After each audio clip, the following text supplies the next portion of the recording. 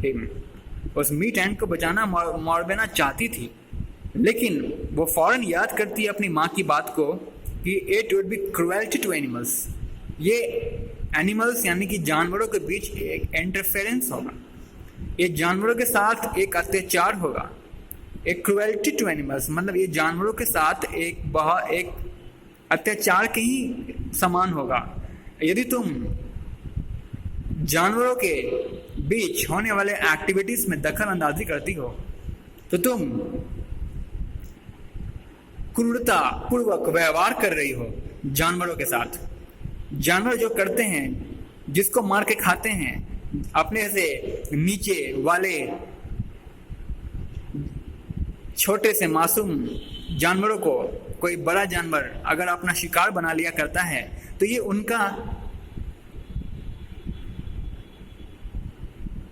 उनका प्राकृतिक स्वभाव है, ये उनका प्रकृति है, ऐसा प्रकृति ने बनाया है, ये विधान है उनका। इसमें तुम कौन होती हो हस्तक्षेप करने वाली? अगर तुम ऐसा करती हो, उनके बीच में इंटरफेयर करती हो, तो तुम क्रूरतापूर्ण व्यवहार करती हो।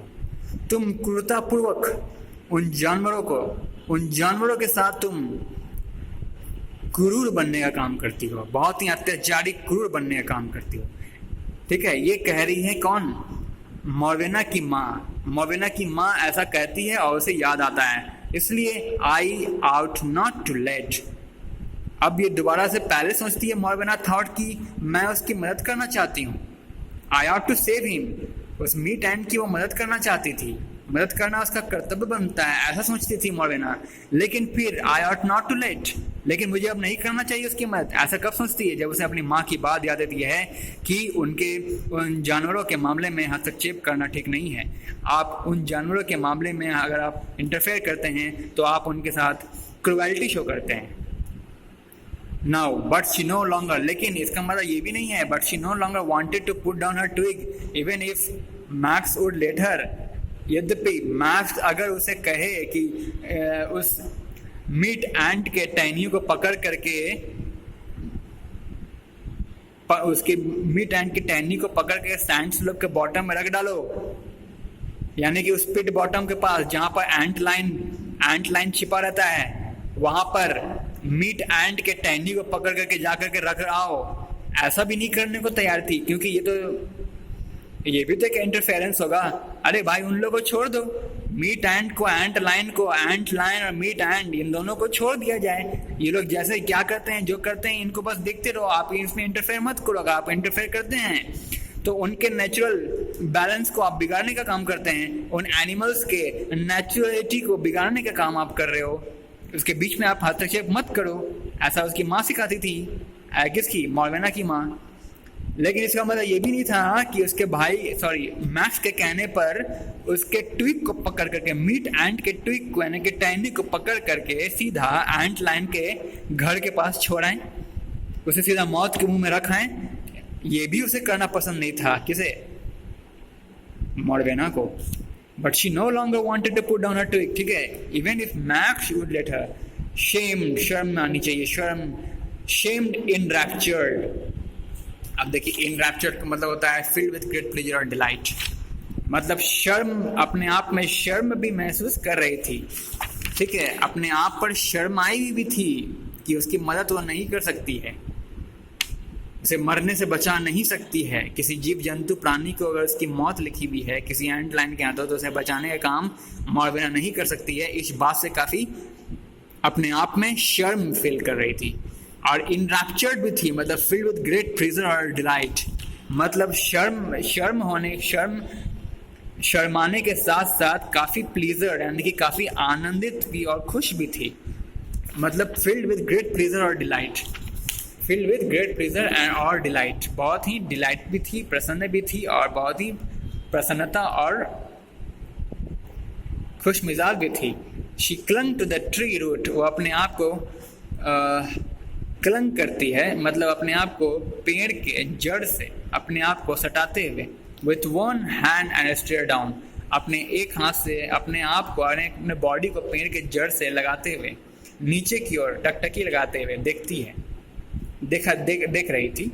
She clung to the tree root with one hand and stare down, और नीचे टकटकी लगाकर देख रही थी कि और आगे क्या होने वाला है। आगे देखिए, द एंट ग्रू वीकर, और धीरे धीरे वो पाती है कि वो जो मीट एंट अब धीरे धीरे करके कमज़ोर होते जा रही है। द एंट ग्रू वीकर, वो धीरे धीरे करके वो जो मीट एंट था वो धीरे धीरे करते हुए इतना कोशिश किया उसने स्लोप के ऊपर चढ़ने का, फिर उसके नीचे मैक्स ने उसके ट्विक को पुश करके ढकेल दिया। फिर से वो अपनी मेहनत से अपने कोशिश से ऊपर की ओर चढ़ाई करती है और बार बार चढ़ाई किया।